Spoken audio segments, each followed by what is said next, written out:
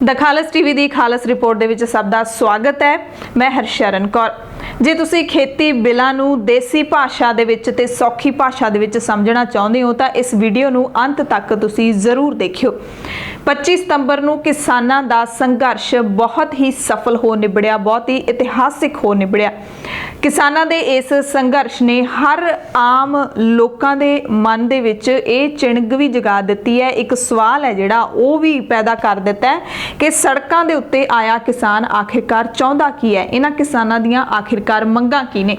इस रिपोर्ट दे विच असीं ओही जानन दी कोशिश करांगे ते आस करदे हां कि तुहानूं सारी समझ भी आ जाएगी कि आखिरकार किसानां नाल होण की जा रहा है जां किसानां दे नाल की कर दित्ता सरकार ने। जिहड़े किसान इन्ने विलक रहे ने, इन्ने रो पिट रहे ने कि सरकार इन्हां बिलां नूं रद्द कर देवे।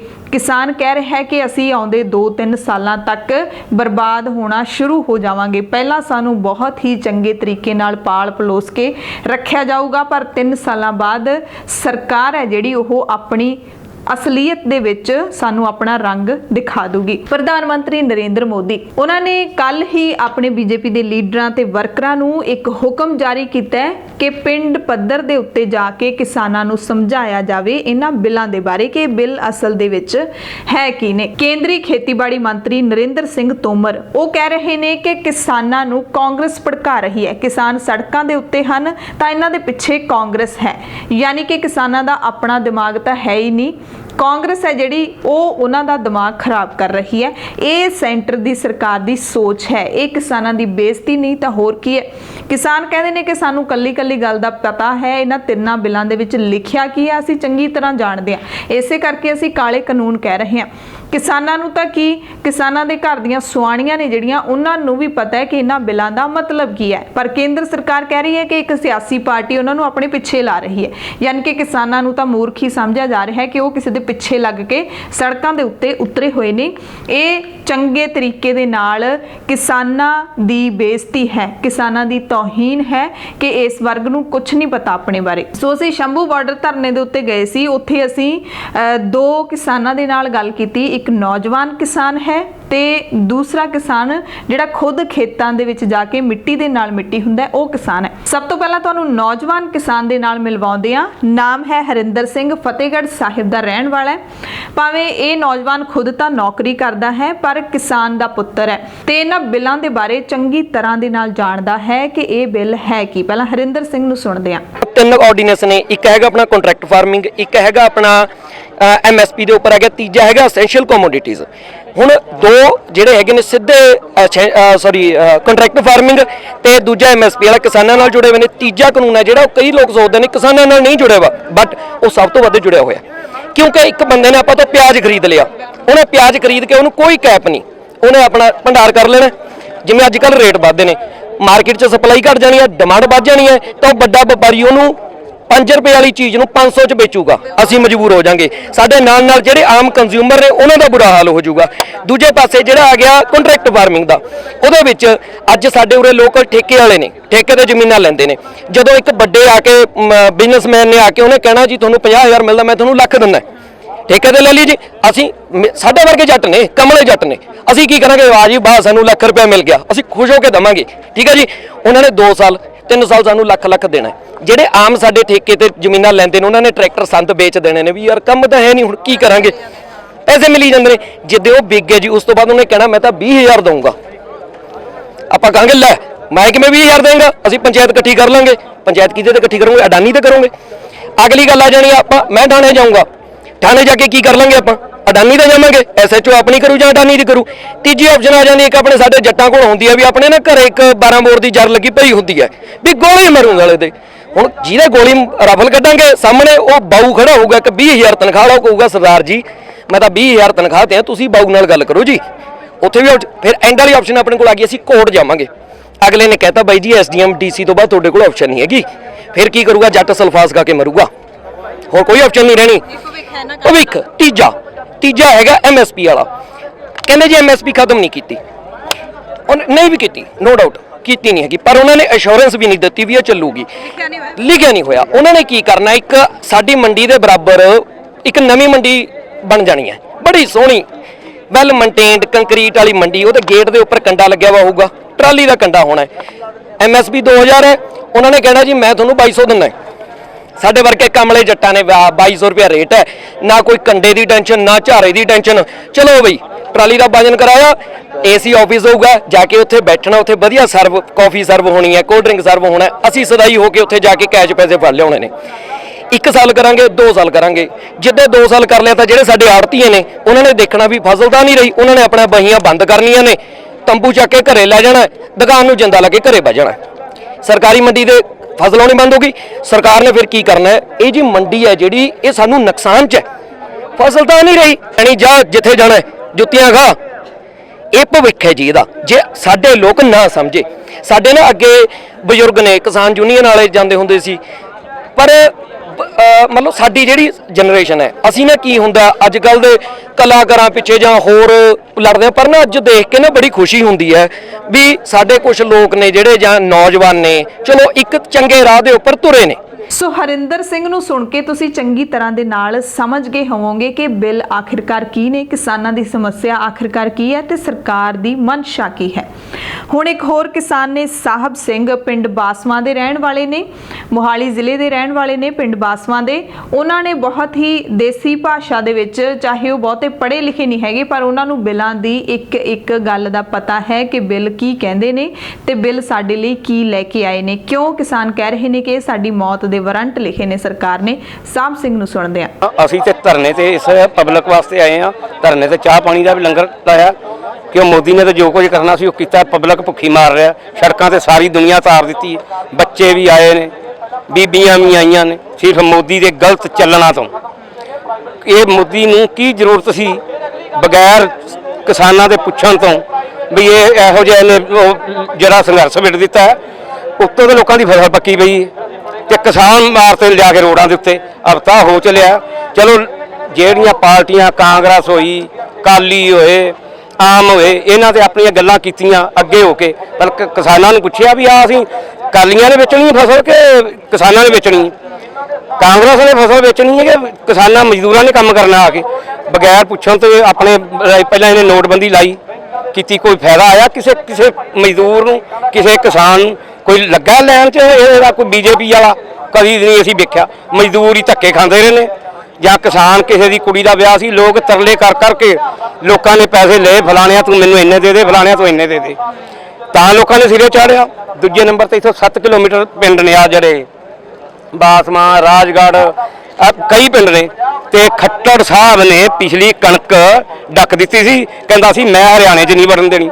ਦੱਸੋ ਸੈਂਟਰ ਦੀ ਖਰੀਦ ਹੋਵੇ ਤੇ 6 ਕਿਲੋਮੀਟਰ ਵਾਲੇ ਅੰਦਰ ਨਹੀਂ ਜਾਂਦੇ ਪਏ ਮਾਲੇ ਦੇ, ਤੇ ਫਿਰ ਐਡੀ ਦੂਰੋਂ ਕਿੱਥੋਂ ਗਾਨੀ ਬਾਨੀ ਏਰੀਆ ਆ ਕੇ ਸਾਨੂੰ ਲੈ ਦੇਣਗੇ ਸਮਾਨ। 6 ਕਿਲੋਮੀਟਰ ਤੋਂ ਤੇ ਸਾਨੂੰ ਵੜਨ ਨਹੀਂ ਦਿੱਤਾ ਇਹਨੇ। ਜਿਹੜੀ ਪਿਛਲੀ ਕਣਕ ਤੁਲੀ ਹੈ ਪੰਜਾਬ ਦੇ ਵਿੱਚ, ਲੈਣ ਦੇਣ ਸਾਡਾ ਆੜਤੀਆਂ ਮਾਲੇ ਵਾਲਿਆਂ ਨਾਲੇ। ਅਸੀਂ ਮੁੰਡੇ ਦਾ ਵਿਆਹ ਕੀਤਾ ਬਗੈਰ ਲਿਖਤ ਤੋਂ, ਬਗੈਰ ਪੜਤ ਤੋਂ, ਕੋਈ ਨਾ ਚੈੱਕ ਨਾ ਕੁਝ। 10 ਲੱਖ ਰੁਪਈਆ ਫੜ ਲਈ ਆੜਤੀ ਤੋਂ ਅੰਬਾਲੇ ਦੇ। ਇੱਧਰ ਕਿਤੇ ਤੋਂ ਜਾਵਾਂਗੇ ਜਿੱਥੇ ਦੇਣ ਦਾ ਨਹੀਂ, ਅਗਲਾ ਆਖੇਗਾ ਜਾਂ ਜ਼ਮੀਨ ਦਾ ਫਰਜ਼ ਦੇ, ਜਾਂ ਚੈੱਕ ਲਿਆ, ਜਾਂ ਕੋਈ ਗਵਾਹ ਲਿਆ। ਅੰਬਾਲੇ ਸਾਡਾ ਕੋਈ ਇਹੋ ਜਿਹਾ ਨਹੀਂ, ਪਰ ਸਾਨੂੰ ਖਰਾਬ ਕਰ ਰਿਹਾ, ਕਿਸਾਨਾਂ ਨੂੰ, ਮਜ਼ਦੂਰਾਂ ਨੂੰ ਸਿਰਫ ਮੋਦੀ ਕਰ ਰਿਹਾ। ਅਜੇ ਅਸੀਂ ਆਖਨੇ ਡੁੱਲੇ ਬੇਰਾਂ ਦਾ ਕੁਝ ਨਹੀਂ ਵਿਗੜਿਆ। ਅਜੇ ਵੀ ਕਾਗਜ਼ ਨੂੰ ਕਿ ਕਾਗਜ਼ ਹੀ ਲਿਖਿਆ, ਭਾਵੇਂ MP ਬਣਾਏ ਨੇ, ਪਬਲਿਕ ਨੇ ਬਣਾਏ ਨੇ, ਕਿਸਾਨਾਂ ਨੇ ਬਣਾਏ ਨੇ, ਤੇ ਪਬਲਿਕ ਜੋ ਕਹਿ ਦੇਣ ਵੀ ਅਸੀਂ ਤੁਹਾਡੇ ਬਗੈਰ ਪੁੱਛਣ ਤੋਂ ਅਸੀਂ ਕਾਗਜ਼ ਲਿਖਿਆ ਸੀ ਪਰ ਅਸੀਂ ਵਾਪਸ ਲੈ ਲਿਆ, ਕੋਈ ਰੌਲਾ ਨਹੀਂ। ਫਿਰ ਮੌਜਾਂ ਕਰੇ ਮੋਦੀ, ਠੀਕ ਹੈ ਨਹੀਂ ਮੋਦੀ। ਪਰ ਜੇ ਦਿੱਲੀ ਸਰਕਾਰ ਦੀ ਆਪਾਂ ਨੀਅਤ ਦੇਖ ਲਈਏ ਤਾਂ ਨੀਅਤ ਸਾਫ਼ ਨਹੀਂ ਹੈਗੀ। ਕਾਨੂੰਨ ਹੁਣ ਬਣ ਜਾਣਾ ਔਰ ਦੇਸ਼ ਦੇ ਕਈ ਸੂਬਿਆਂ ਦੇ ਵਿੱਚ ਇਹ ਲਾਗੂ ਪਹਿਲਾਂ ਵੀ ਹੋ ਚੁੱਕਿਆ, ਤੇ ਹੋ ਸਕਦਾ ਕਿ ਪੰਜਾਬ ਵੀ ਇੱਦਾਂ ਚੁੱਪ ਕਰਕੇ ਬਹਿ ਜਾਊਗਾ। ਜਿਹੜੇ ਲੋਕਾਂ ਦੇ ਪਹਿਲਾਂ ਹੋਇਆ ਸਭ ਭੁੱਖੇ ਮਰ ਰਹੇ ਨੇ ਵਿਚਾਰੇ। ਬਿਹਾਰ ਦੇ ਵਿੱਚ ਵੇਖੋ ਨਹੀਂ ਹੈਗਾ ਮੰਡੀਕਰਨ, ਤੇ ਉਹਨਾਂ ਦੀ ਖਰੀਦ ਉੱਥੋਂ ਟਰੱਕਾਂ ਨਾਲ ਮਾਲੇ 'ਚ ਆ ਰਹੀ ਹੈ, ਕਰਨਾਲ ਆ ਰਹੀ ਹੈ।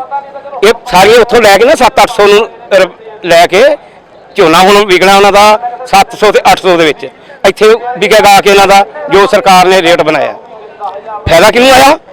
ਇਹਨਾਂ ਨੂੰ, BJP ਵਾਲਿਆਂ ਨੂੰ। ਕਿਉਂ BJP ਵਾਲਿਆਂ ਨੇ ਕੀਤਾ ਨਾ ਇਹ ਕੰਮ, ਉਹਨਾਂ ਨੂੰ ਇਹ ਵੀ ਪੰਜਾਬ 'ਚ ਵੀ ਕਰੋ, ਲਿਆ ਕੇ ਆਪਣੀ ਥਾਂ ਮਰਜ਼ੀ ਨਾਲ ਵੇਚਣਗੇ, ਸਟੋਰ ਕਰ ਲੈਣ। ਪੰਜਾਬ ਦੇ ਕਿਸਾਨ ਕਿੱਥੋਂ ਤੱਕ ਲੈ ਕੇ ਜਾਣਗੇ ਸੰਘਰਸ਼ ਨੂੰ? ਜਿੰਨਾ ਚਿਰ ਮਰਜ਼ੀ ਚੱਲੇ, ਜਿੰਨਾ ਚਿਰ ਮਰਜ਼ੀ ਚੱਲਦਾ ਰਹੇ। ਪਰ ਇਹ ਕਾਨੂੰਨ ਤੁਸੀਂ ਰੱਦ ਕਰਵਾ ਕੇ ਹਟੋ। ਬਿਲਕੁਲ ਰੱਦ। ਅਸੀਂ ਤੇ ਆਣਾ ਮੋਦੀ ਨੂੰ ਪਹਿਲੀ ਤੇ ਹੱਥ ਜੋੜੀ ਮੋਦੀ ਅੱਗੇ ਵੀ ਕਾਗਜ਼ ਹੀ ਲਿਖਿਆ ਕਿ ਕਿਰੇ ਕੋਈ ਟੇਪ ਦੀ ਤਾਂ ਕਿਸੇ ਗਾਰਡਰ ਦੇ ਉੱਤੇ ਝੀਰੀ ਤੇ ਨਹੀਂ ਵੱਜੀ, ਕਾਗਜ਼ ਹੀ ਲਿਖਿਆ, ਕਾਗਜ਼ ਜਾ ਕੇ ਕਹਿ ਦਿਓ ਜੀ ਸਾਡਾ ਵਾਪਸ ਕਰ ਦਿਓ ਵੀ ਮੇਰੇ ਨਾਲ ਪਬਲਿਕ ਨਹੀਂ ਸਾਥ ਦਿੱਤਾ। ਚਲੋ ਜੇ ਮੰਨਨੇ ਅਸੀਂ ਇਹ ਕਹਿ ਦਿੱਤਾ ਹੈ ਵੀ ਜੇ ਕਾਲੀ ਲਿਖ ਕੇ ਆ ਗਏ ਨੇ ਜਾਂ ਕੈਪਟਨ ਨੇ ਲਿਖਤੀ ਜਾਂ ਕਾਂਗਰਸ ਨੇ ਲਿਖਿਆ ਹੀ ਹੈ ਨਾ, ਕੋਈ ਅਜੇ ਇਹਨਾਂ ਨੇ ਇਹ ਤਾਂ ਨਹੀਂ ਕਰਤਾ ਵੀ ਫਾਇਲ ਲਾ ਦਿਓ ਬੰਦਿਆਂ ਨੂੰ। ਜੀ ਕੀ ਸੁਨੇਹਾ ਹੈ ਤੁਹਾਡਾ ਮੋਦੀ ਸਰਕਾਰ ਨੂੰ? ਅਸੀਂ ਤੇ ਇਹ ਆਖਦੇ ਵੀ ਹੱਥ ਜੋੜੀਏ ਵੀ ਵਾਪਸ ਲੈ ਆ, ਬਸ ਇਹ ਨਾ ਕਹਿ ਵੀ ਕਿੰਨਾ ਚਿਰ ਹੱਥ ਜੋੜਦੇ ਰਹੋਗੇ? ਹੱਥ ਜੋੜ ਹੀ ਰਹੇ ਹੋ ਤੇ ਬਿੱਲ ਪਾਸ ਹੋ ਚੁੱਕੇ ਨੇ, ਕਾਨੂੰਨ ਬਣ ਜਾਣਾ ਕਰ ਸਕਦੇ ਨੇ, ਪਿਛਾ ਵਾਪਸ ਕਰ ਸਕਦੇ ਨੇ, ਨਹੀਂ ਤੇ ਫਿਰ ਸਾਡੇ ਕੋਲ ਤਰੀਕੇ ਹੈਗੇ ਹੀ ਨੇ। ਆ ਵੇਖੋ ਕੀ ਬਣਦਾ ਪਿਆ, ਮਰਨਗੇ ਮੋਦੀ ਦੇ ਸਿਰ ਤੇ ਚੜ ਕੇ ਲੋਕ ਮਰਨਗੇ, ਮਰਨ ਨੂੰ ਤਿਆਰ ਵੀ ਅਸੀਂ ਖੜੇ ਆ। ਸਾਡੀ ਤੇ ਇਹੀ ਹੱਥ ਜੋੜੀ ਹੈ। ਇਹ ਮੋਦੀ ਬਣ ਗਿਆ ਰਾਮਨ, ਇਹਨੇ ਕਹਿਤਾ ਵੀ ਬੀਜੇਪੀ ਮੇਰੇ ਨਾਲ ਲੱਗੀ ਸਾਰੀ। ਰਾਮਨ ਨੇ ਵੀ ਆਖਿਆ ਸੀ ਮੇਰੇ ਕੋਲ 1.25 ਲੱਖ ਪੁੱਤਰ ਬਣ ਗਿਆ, ਪੋਤਰੇ ਬਣ ਗਏ ਨੇ, ਹੈ ਕੋਈ ਦੀਵਾ ਬੱਤੀ ਜਲਾਉਣ ਵਾਲਾ ਤੇ ਰਹੇਗਾ ਮੋਦੀ ਦਾ ਵੀ ਕੁਝ ਨਹੀਂ। ਹਾਂ ਰਿਹਾ ਮੋਦੀ ਦਾ ਵੀ ਕੱਖ ਨਹੀਂ, ਤੁਹਾਡੇ ਸਾਹਮਣੇ ਹੈਗਾ। ਪਹਿਲਾਂ ਇਹ ਚਾਹ ਬਣਾਉਣੀ ਭੁੱਲ ਗਿਆ ਹੈ, ਜੇ ਉਹ ਚਾਹ ਇਹਦੇ ਮਾਂ ਪਿਓ ਨੂੰ ਪੁੱਛ ਕੇ ਵੇਖੋ ਜਿਹਨੇ ਇਹਨੂੰ ਚਾਹ ਦੀ ਪਤੀਲੀ ਲੈ ਕੇ ਦਿੱਤੀ ਸੀ, ਇਹਦੇ ਕੋਲ ਉਦੋਂ ਚਾਹ ਦੀ ਪਤੀਲੀ ਲਈ ਨਹੀਂ ਸੀ ਗਈ, ਕਿਸੇ ਕੋਲੋਂ ਜਾ ਕੇ ਲਈ ਸੀ ਇਹਨੇ 10 ਰੁਪਈਆਂ ਦੀ। ਸੋ ਤੁਸੀਂ ਸਾਹਿਬ ਸਿੰਘ ਨੂੰ ਵੀ ਸੁਣਿਆ, ਆਸ ਕਰਦੇ ਹਾਂ ਕਿ ਤੁਹਾਡੇ ਮਨ ਦੇ ਵਿੱਚ ਤਸਵੀਰ ਹੈ ਜਿਹੜੀ ਪੂਰੀ ਤਰ੍ਹਾਂ ਦੇ ਨਾਲ ਸਪਸ਼ਟ ਹੋ ਗਈ ਹੋਣੀ, ਕਲੀਅਰ ਹੋ ਗਈ ਹੋਣੀ ਕਿ ਮਸਲਾ ਆਖਿਰਕਾਰ ਹੈ ਕੀ। ਪਰ ਕੇਂਦਰ ਸਰਕਾਰ ਹੈ ਜਿਹੜੀ ਉਹ ਲਗਾਤਾਰ ਦਾਅਵਾ ਕਰ ਰਹੀ ਹੈ ਕਿ ਇਹ ਜਿਹੜੇ ਕਾਨੂੰਨ ਨੇ ਉਹ ਕਿਸਾਨਾਂ ਦੇ ਹੱਕ ਵਿੱਚ ਨੇ, ਬਹੁਤ ਲੇਟ ਆਏ ਨੇ ਕਾਨੂੰਨ, ਬਹੁਤ ਪਹਿਲਾਂ ਬਣ ਜਾਣੇ ਚਾਹੀਦੇ ਸੀ ਤੇ ਜੇ ਇਹਨਾਂ ਖੇਤੀ ਬਿੱਲਾਂ ਦੇ ਵਿੱਚ ਸੋਧ ਨਾ ਹੁੰਦੀ ਤਾਂ ਕਿਸਾਨ ਦੀ ਤਰੱਕੀ ਹੋ ਹੀ ਨਹੀਂ ਸਕਦੀ, ਇਹ ਦਾਅਵਾ ਕੀਤਾ ਜਾ ਰਿਹਾ ਹੈ। ਇੱਕ ਨਿੱਕੀ ਜਿਹੀ ਉਦਾਹਰਣ ਦੇ ਨਾਲ ਥੋੜਾ ਜਿਹਾ ਹੋਰ ਆਪਾਂ ਸਮਝਣ ਦੀ ਕੋਸ਼ਿਸ਼ ਕਰਾਂਗੇ। ਸਰਕਾਰ ਨੇ ਕਿਹਾ ਹੈ ਕਿ ਕਿਸਾਨ ਹੁਣ ਆਪਣੀ ਜਿਹੜੀ ਜਿਣਸ ਹੈਗੀ ਹੈ ਉਹਨੂੰ ਕਿਤੇ ਵੀ ਤੇ ਕਿਸੇ ਨੂੰ ਵੀ ਵੇਚ ਸਕਦਾ ਹੈ, ਕਿਤੇ ਵੀ ਤੇ ਕਿਸੇ ਨੂੰ ਵੀ ਵੇਚ ਸਕਦਾ ਹੈ। ਸੋ ਪਹਿਲਾਂ ਕਿਤੇ ਵੀ ਦੀ ਆਪਾਂ ਗੱਲ ਕਰ ਲੈਂਦੇ ਹਾਂ। ਕਿਤੇ ਵੀ ਦਾ ਕੀ ਮਤਲਬ ਹੈ ਕਿ ਪੂਰੀ ਦੇਸ਼ ਦੇ ਵਿੱਚ ਜਾ ਕੇ, ਪੂਰੇ ਮੁਲਕ ਦੇ ਵਿੱਚ ਜਾ ਕੇ ਕਿਸਾਨ ਆਪਣੀ ਫਸਲ ਵੇਚ ਸਕਦਾ ਹੈ। ਸੋ ਪਹਿਲਾਂ ਆਪਾਂ ਕਿਤੇ ਵੀ ਦਾ ਮਤਲਬ ਸਮਝਾਂਗੇ, ਯਾਨੀ ਕਿ ਹੁਣ ਕਿਸਾਨ ਨੂੰ ਆਜ਼ਾਦ ਕਰ ਦਿੱਤਾ ਹੈ। ਸਰਕਾਰ ਕਹਿੰਦੀ ਹੈ ਕਿ ਕਿਸਾਨ ਆਪਣੀ ਫਸਲ ਕਿਤੇ ਵੀ ਵੇਚ ਸਕਦਾ ਹੈ, ਦੇਸ਼ ਦੇ ਕਿਸੇ ਵੀ ਹਿੱਸੇ ਦੇ ਵਿੱਚ ਜਾ ਕੇ ਵੇਚ ਸਕਦਾ ਹੈ। ਇਹ ਅੰਕੜੇ ਨੇ, ਇਹ ਸੱਚਾਈ ਹੈ ਕਿ ਦੇਸ਼ ਦੇ 86% ਜਿਹੜੇ ਕਿਸਾਨ ਹੈਗੇ ਨੇ ਉਹਨਾਂ ਦੇ ਕੋਲ 5 ਏਕੜ ਜਾਂ ਉਸ ਤੋਂ ਘੱਟ ਦੀ ਜ਼ਮੀਨ ਹੈ। ਅਜਿਹੇ ਜਿਹੜੇ ਕਿਸਾਨ ਨੇ ਉਹਨਾਂ ਦੀ ਇਹ ਇੱਛਾ ਹੁੰਦੀ ਹੈ ਕਿ ਉਹ ਆਪਣੀ ਜਿਣਸ ਨੂੰ ਨੇੜੇ ਤੋਂ ਨੇੜੇ ਦੀ ਮੰਡੀ ਦੇ ਵਿੱਚ ਜਾ ਕੇ ਵੇਚਣ ਤਾਂ ਕਿ ਖਰਚਾ ਜਿਹੜਾ ਉਹ ਘੱਟ ਹੋਵੇ। ਹੁਣ ਜੇ ਸਰਕਾਰ ਕਹਿੰਦੀ ਹੈ ਵੀ ਕਿਤੇ ਵੀ ਜਾ ਕੇ ਵੇਚ ਸਕਦਾ ਹੈ ਕਿਸਾਨ, ਯਾਨੀ ਕਿ ਉਹਨੂੰ ਪੰਜਾਬ ਦੇ ਵਿੱਚ ਸਹੀ ਮੁੱਲ ਨਹੀਂ ਮਿਲ ਰਿਹਾ, ਉਹ ਗੁਜਰਾਤ ਜਾ ਕੇ ਵੇਚੇ, ਰਾਜਸਥਾਨ ਜਾ ਕੇ ਵੇਚੇ, ਯੂਪੀ ਕਿਤੇ ਵੀ ਜਾ ਕੇ ਵੇਚੇ, ਤਾਂ ਹੁਣ ਜਿਹੜੇ 5 ਏਕੜ ਵਾਲਾ ਕਿਸਾਨ ਹੈ ਜਾਂ ਅੱਧੀ ਏਕੜ ਵਾਲਾ ਕਿਸਾਨ ਹੈ ਜਾਂ 1 ਏਕੜ ਵਾਲਾ ਕਿਸਾਨ ਹੈ, ਕੀ ਉਹਨੂੰ ਗੁਜਰਾਤ ਜਾਣ ਦਾ ਖਰਚਾ ਸਰਕਾਰ ਦੇਵੇਗੀ, ਉਹਨੂੰ ਸਾਧਨ ਮੁਹੱਈਆ ਕਰਵਾਵੇਗੀ ਕਿ ਉਹ ਆਪਣੀ ਜ਼ਮੀਨ ਲੈ ਕੇ ਇੱਕ ਥਾਂ ਤੋਂ ਦੂਸਰੀ ਥਾਂ ਤੇ ਇੰਨੀ ਦੂਰ ਤੱਕ ਜਾ ਸਕੇ? ਉੱਤਰ ਮਿਲਦਾ ਨਹੀਂ, ਸਰਕਾਰ ਦੇ ਵੱਲੋਂ ਅਜਿਹਾ ਕੁਝ ਨਹੀਂ ਦਿੱਤਾ ਜਾਵੇਗਾ। ਸਪਸ਼ਟ ਹੈ ਇਸ ਲਾਈਨ ਤੋਂ, ਇਸ ਜਿਹੜਾ ਸਰਕਾਰ ਦਾ ਕਾਨੂੰਨ ਹੈ ਇਹ ਤੋਂ ਆਪਾਂ ਸਮਝ ਸਕਦੇ ਹਾਂ ਕਿ ਇਹਦਾ ਮਤਲਬ ਕੀ ਹੈ। ਯਾਨੀ ਕਿ ਕਿਸਾਨਾਂ ਨੂੰ ਜਦੋਂ ਸਰਕਾਰ ਕੁਝ ਦੇਵੇਗੀ ਨਹੀਂ, ਆਵਾਜਾਈ ਦਾ ਸਾਧਨ ਨਹੀਂ ਦੇਵੇਗੀ, ਖਰਚਾ ਨਹੀਂ ਦੇਵੇਗੀ ਆਉਣ ਜਾਣ ਦਾ, ਤਾਂ ਫਿਰ ਛੋਟਾ ਕਿਸਾਨ ਕਿਵੇਂ ਜਾਊਗਾ? ਉਹਦੇ ਕੋਲੇ ਇੰਨੇ ਵਸੀਲੇ ਨਹੀਂ ਹੋਣਗੇ, ਇਹ ਸਿੱਧਾ ਆਪਾਂ ਨੂੰ ਸਭ ਨੂੰ ਪਤਾ ਹੈ। ਹੁਣ ਦੂਜਾ ਜਿਹੜਾ ਸ਼ਬਦ ਆਉਂਦਾ ਹੈ ਕਿਸੇ ਨੂੰ ਵੀ ਵੇਚ ਸਕਦਾ ਹੈ। ਪਹਿਲਾਂ ਤਾਂ ਸੀ ਕਿਤੇ ਵੀ ਵੇਚ ਸਕਦਾ ਹੈ, ਹੁਣ ਕਿਸੇ ਨੂੰ ਵੀ ਵੇਚ ਸਕਦਾ ਹੈ। ਕਿਸੇ ਨੂੰ ਵੀ ਦਾ ਮਤਲਬ ਕੀ ਹੈ? ਇਹਦਾ ਮਤਲਬ ਹੈ ਵਪਾਰੀ, ਵਪਾਰੀਆਂ ਨੂੰ ਵੇਚ ਸਕਦਾ ਹੈ। ਤੇ ਵਪਾਰੀ ਕਿਹੜੇ ਨੇ? ਜਿਹੜੇ ਕਿ ਕਾਰਪੋਰੇਟ ਘਰਾਣਿਆਂ ਦੇ ਨੇ, ਜਿਹੜੀਆਂ ਕੰਪਨੀਆਂ ਆਉਣਗੀਆਂ, ਕੰਪਨੀਆਂ ਆ ਕੇ ਕਿਸਾਨਾਂ ਨੂੰ ਫਸਲ ਦਾ ਮੁੱਲ ਦੇਣਗੀਆਂ, ਉਹਨਾਂ ਨੂੰ ਕਿਸਾਨ ਆਪਣੀ ਫਸਲ ਵੇਚੂਗਾ, ਪਰ ਇੱਥੇ ਘੱਟੋ ਘੱਟ ਸਮਰਥਨ ਮੁੱਲ ਨਹੀਂ ਹੋਵੇਗਾ। ਕੰਪਨੀਆਂ ਆਪਣੀ ਮਰਜ਼ੀ ਦੇ ਨਾਲ ਰੇਟ ਫਿਕਸ ਕਰ ਰਹੀਆਂ, ਉੱਥੇ ਤਾਂ ਘੱਟੋ ਘੱਟ ਸਮਰਥਨ ਮੁੱਲ ਲਾਗੂ ਹੀ ਨਹੀਂ ਹੋਵੇਗਾ। ਸਰਕਾਰ ਕਹਿੰਦੀ ਹੈ ਮੰਡੀਆਂ ਜਿਉਂਦੀਆਂ ਤਿਉਂ ਰਹਿਣਗੀਆਂ, ਪਰ ਜਦੋਂ ਤੁਸੀਂ ਨਾਲ ਇੱਕ ਪ੍ਰਾਈਵੇਟ ਕੰਪਨੀਆਂ ਨੂੰ ਬਿਠਾ ਦੋਗੇ ਜਿਹੜੀਆਂ ਕਿ MSP ਤੋਂ ਵੱਧ ਰੇਟ ਦੇਣਗੀਆਂ ਕਿਸਾਨਾਂ ਨੂੰ, ਤਾਂ ਫਿਰ ਕਿਸਾਨ ਜਦੋਂ ਉਹਨਾਂ ਨੂੰ ਫਸਲ ਵੇਚਣ ਲੱਗ ਜਾਣਗੇ ਤੇ ਮੰਡੀ ਤਾਂ ਆਪਣੇ ਆਪ ਖਤਮ ਹੋ ਜੂਗੀ। ਮੰਡੀਆਂ ਖਤਮ ਹੋ ਜਾਣਗੀਆਂ ਤੇ ਫਿਰ ਕਿਸਾਨ ਕੋਲ ਜਾਣ ਦੇ ਲਈ ਸਿਰਫ ਇੱਕੋ ਹੀ ਰਾਹ ਬਚਣਾ ਹੈ, ਸਿਰਫ ਤੇ ਸਿਰਫ ਆ ਪ੍ਰਾਈਵੇਟ ਕੰਪਨੀਆਂ।